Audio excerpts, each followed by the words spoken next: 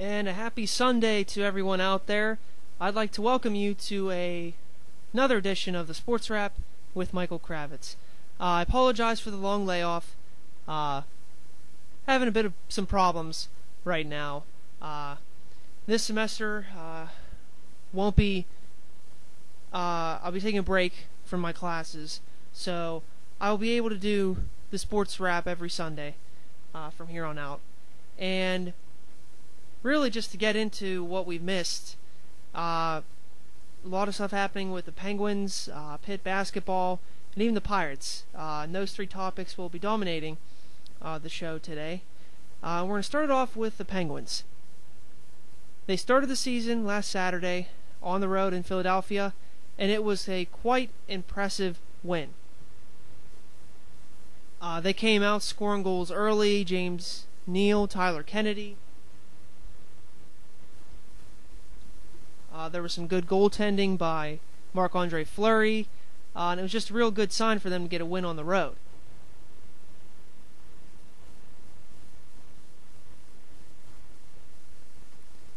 And it's always good for them to open up with a win against your division rival. They were the team that knocked the Penguins out of the playoffs last year.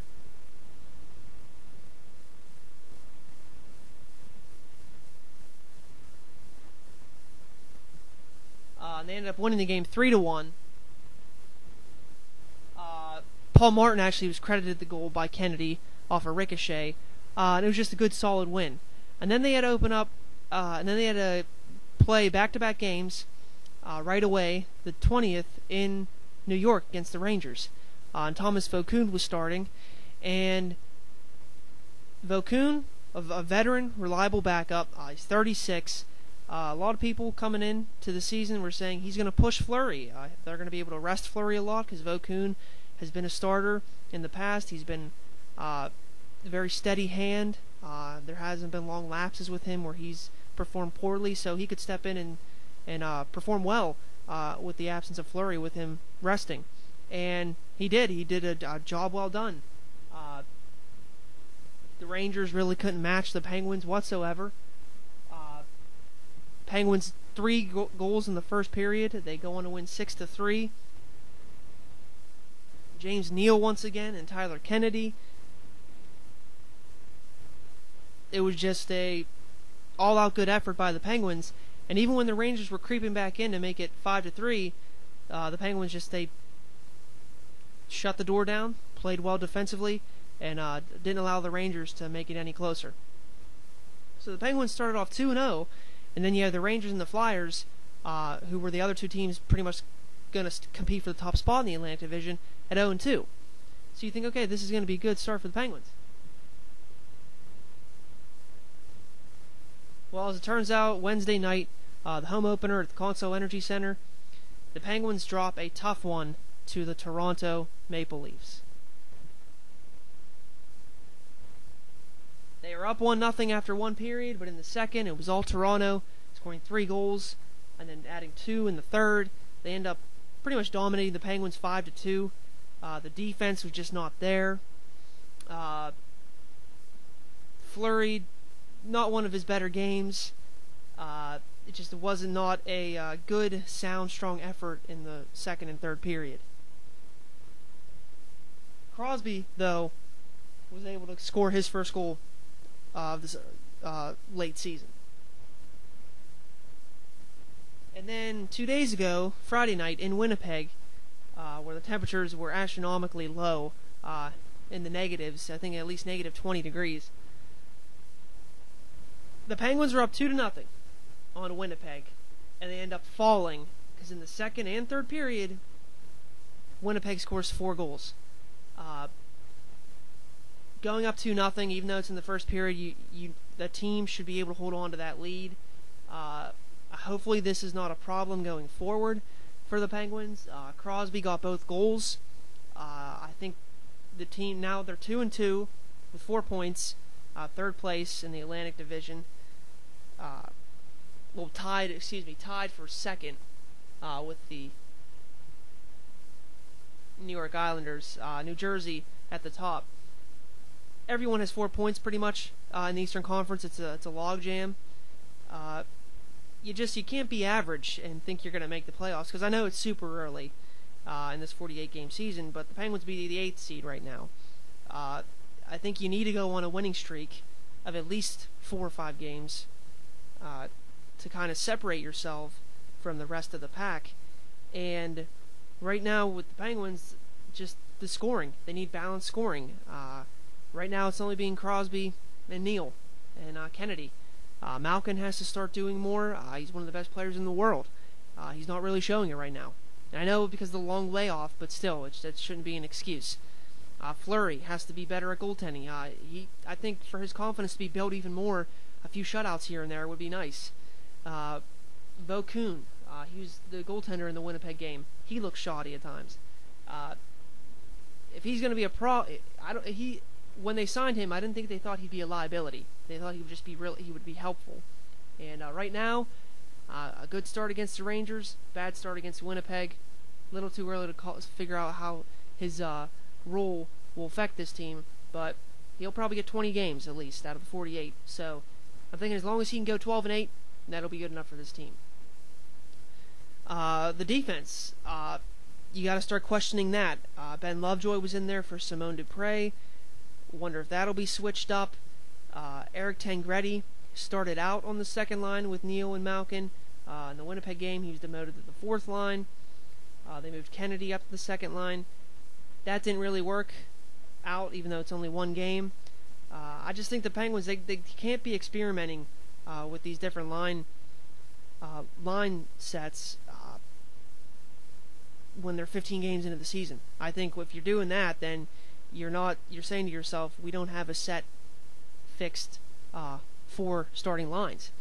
And when you look at it, with line 1, it's Crosby, Dupuis, Kunitz. Line 2, Malkin, Neal. You don't know who's going to be on that left side. Third line was going to be Kennedy, Sutter, and Cook. But if they're going to mess with Kennedy and stuff, you don't know what's going on there, and Tanner Glass being there. The fourth line would have normally been Adams, either Adams, Vitale, and Glass, or Vitale, Glass, Tangretti. So who knows? Who knows about Bo Bennett coming up? I know with the defense, if it'll be Lovejoy, Dupré, because you have Orpik, you have Martin, you have Letang, you have Niskanen, you have Englund. So it's going to be interesting to see what the Penguins decide to do here in the coming weeks. In tonight's game in Ottawa, Fleury will be back in between the pipes. God hope the Penguins can come out with a victory, because you fall below 500, even though it's 5 games in, that's pretty significant, because you would expect a team like the Penguins to start off going out 5 games, at least 3-2, no worse. So it might be a little too early for concern, because they're playing 500 right now, but this Penguins team doesn't want to back their way into the playoffs as an 8 seed. So we'll see how that goes from there. Hopefully they'll get some more scoring. Malkin will maybe get a goal here. Sutter, Cook, some unconventional scoring aside from the top 2 lines. And now as we switch to Pitt basketball. Last Tuesday, they got a huge win on the road against Providence. Had trouble putting the team away. They hit free throws late to win 68-64. Yesterday, home game against DePaul. And we all remember last year, Pitt going into DePaul, blowing a lead. They had a 4-point lead with 17 seconds left, and they end up blowing it. They lose 84-81. I remember watching that game thinking, oh my gosh, this team is that's when they hit their low point last year. With DePaul coming in, bottom of the league once again, they only had 1 Big East win. They've only won 6 Big East games since the 2008 season. That's pretty abysmal. I really feel for Oliver Purnell, because I know they have some good players. It's hard for them recruiting there with Illinois there. I mean, because Chicago is Big Ten country, so they don't really get the cream of the crop there when they're recruiting in-house. But in this game, Pitt dominated. DePaul did have an early 8-7 lead, but from there on out, the Panthers really dominated the game. Every player scored in this game. And a huge stat, which is, I know a lot of people really won't pay attention to, it'd be like one of those fine line things when you read. Every player had 1 point, at least 1 point, 1 assist, and 1 rebound. That's something you don't see a lot of days in college basketball.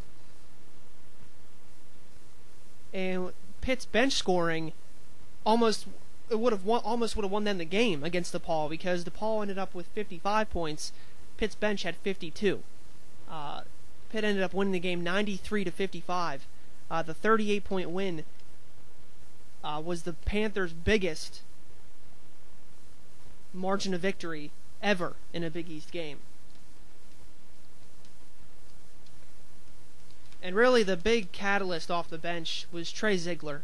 I mean, if you look at the way that he has progressed from November till now, it's quite amazing. I remember watching a lot of the games thinking, man, I thought he was going to be a really effective piece on this team, but he didn't have anything.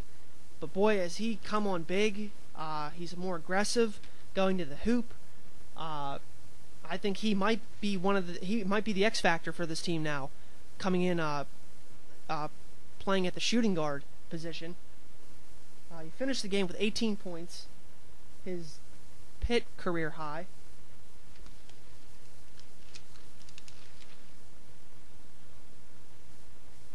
Lamar Patterson added 15. Zana had 8. Adams had 14 rebounds and 9 points. Cameron Wright had 8 points off the bench. Woodall had 8. Dante Taylor had 7. And J.J. Moore had 10. So you get that balanced scoring, and then you have James Robinson, he added a point. You get that balanced scoring from everyone, you're going to win games. They played great defensively, and there is a downfall and a upfall, or there's a downfall and then an upside to Jamie Dixon playing 10 guys. They have depth. They play 10 men. But when these types of games happen, they don't have any walk-ons because they have a couple redshirt players to put in for them. So you got to worry about injuries and all that other stuff. But playing 10 guys when it comes to crunch time against these top-notch teams, when there's not going to be blowouts, it's really going to be a strong advantage for the Panthers. And from the free throw line, they're shooting better. 75%. Yesterday, they didn't shoot from the free throw line well in Providence, but that's going to be, I think, an Achilles heel for the team. So if it gets to the point where games are going to come down to free throw shooting, so I think it's pertinent for them to start working on that a little bit more in practice, and it showed in the DePaul game. Let's hopefully it continues to show in the games forthcoming. And they shot 49% from the field.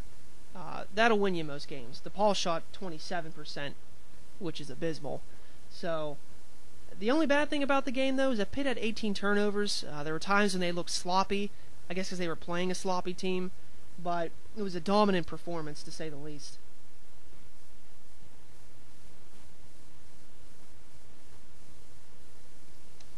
So now with that win, Pitt is now 5-3 in the Big East Conference. They are in third place behind Syracuse and Marquette.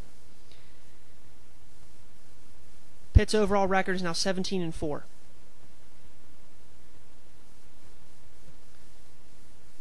These next two games for Pitt will go a long way in determining how good the team is.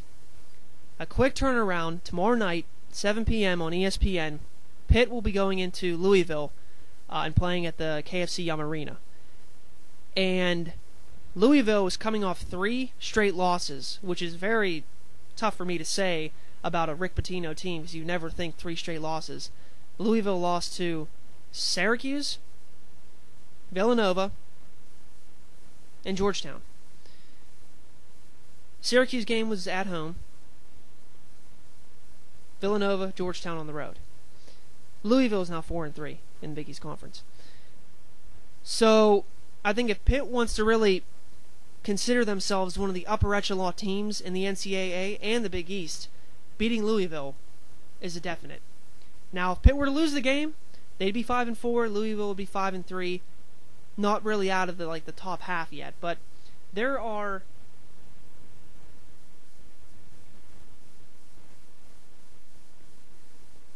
6 teams with a 4-3 record right now. A log jammed in the middle. Notre Dame, Cincinnati, Louisville, Georgetown, Villanova, St. John's. And then you have Pitt at 5-3. So there is not that much separation between the 3rd place team and the 9th place team. And that will be huge when it comes time for the Big East tournament, when you factor in the byes. Pitt's next game will be next Saturday, or this Saturday actually, at home against Syracuse. And Syracuse is coming off a loss at Villanova. Syracuse does not play any games until next week, so that'll be an advantage for Syracuse. But once again, Pitt wants to consider themselves one of the upper echelon teams. Beating Syracuse will definitely add more validity to Pitt being one of the top teams in the Big East and in the country. Now, realistically, I think it'd be a long shot for Pitt to win both games, just because Louisville is on the road. They could flip-flop. They could beat Louisville on the road and lose to Syracuse at home, because, as we know, Pitt is not the same dominant Pitt team as they have been at the Peterson Event Center. For some reason, I don't see Pitt losing both of these games. I personally see them splitting. I don't know which one, though, right now. I would say Louisville is going to be coming out hungry to snap that 3-game losing streak, so Pitt has to be ready. They got to play good defense, and they got to make smart shots. And they got to capitalize on the free throw line. If they beat Louisville, depending on the way they beat them, that'll determine how they play against Syracuse ultimately. And right now, at 17-4, Pitt still has 10 games left in Big East play, and then the Big East tournament. They're not that far along from wrapping up, I think, locking an NCAA tournament spot. It just depends on which teams they beat of the games. Because they could go 6-4 the rest of the way, finish the year 23-8, and then go to the Big East tournament. But of those 6 wins, they came against middle-of-the-pack Big East teams, not any of the big boys like Louisville, Syracuse, Notre Dame. So it's pertinent for Pitt to get some wins against some good teams, because right now, if you look at Pitt's schedule, the top wins that they have had, Pitt really hasn't had any bad losses. I guess if you can consider a bad loss, it'd be at Rutgers. But Rutgers has turned out to be a decent team. The top wins right now for Pitt, at Villanova, you can say is a top win, because Villanova just beat Louisville and Syracuse back-to-back. At Georgetown, when they were ranked in the top 20, by 28.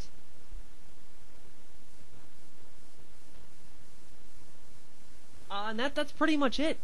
Aside from because they didn't play a strong non-conference schedule, and they lost to Michigan in New York City. The best mid-major teams that they beat were Detroit, who is having a so-so year, and Delaware, who is having a so-so year. So, with these next 10 games coming up, they have Louisville, they have Syracuse, they have Cincinnati again, they have Marquette again, they have Notre Dame, they have Villanova again. Like I said, they go 6-4 in those 10. Well, yeah, but let's see. Maybe they beat DePaul, Villanova, South Florida, St. John's, Marquette, and Seton Hall. And they lost to Louisville, Syracuse, Cincinnati, and Notre Dame. That will still put them on the bubble, so to speak, for the NCAA tournament. So these next 10 games will be big. And obviously the Big East tournament will be big too. But after this week, we'll know what type of team Pitt really is with their performances against Louisville and Syracuse. And the final topic I wouldn't say the final topic. The final topic for the Pittsburgh part of the show is about the Pirates. They recently re-signed Jeff Karstens to a 1-year, $2.5 million deal after the deal fell through with Liriano, or so people thought. Over Christmas, the holiday, Liriano broke his right arm falling in the bathroom, it's his non-throwing arm. So that put the deal on hold because obviously he wouldn't be able to pass his physical. But a few days after Karstens was signed to bolster the rotation, Liriano, the deal goes through. So now he's a part of the team.